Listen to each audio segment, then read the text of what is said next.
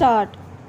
This appeal is directed against the judgment and order of the Delhi High Court by which it allowed the appeals of the two respondents, set aside the judgment and decree passed by the trial court, and permitted the appellants to file their written statements within 4 weeks from the date of the judgment, directed further that the trial court would then proceed with the suit and dispose it of in accordance with law. Stop. The appellants, Messrs.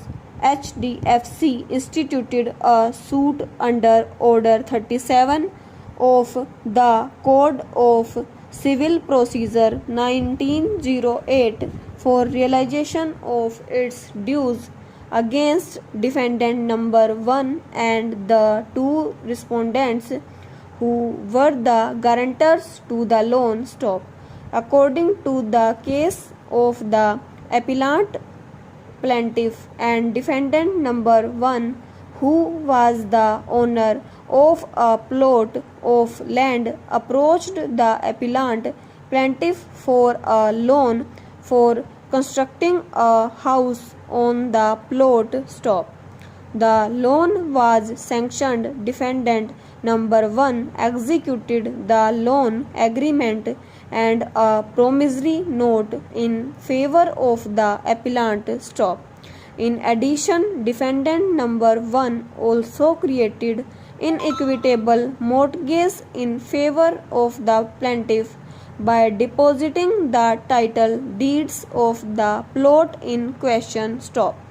The other two defendants, respondents before this court, stood guarantee for repayment of the loan and executed the letters of guarantee. Stop. On the execution of the necessary documents, the loan was disbursed to defendant number 1 in 2 installments. Stop. Stanza. The loan amount along with interest at the rate of 15 per annum was to be repaid in equalized monthly installments over a period of 180 months, and in case of default, according to the terms of the loan, the outstanding would attract additional interest at the rate 18% per annum. Stop. The defendants defaulted in payment of the EMIs, and as a result a large sum was outstanding against them. Stop.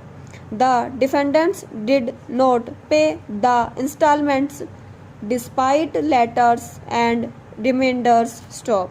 Hence, the plaintiff invoked the guarantees and intimated the two respondents that in case of failure to make the payment, legal proceedings would be instituted against them. Stop.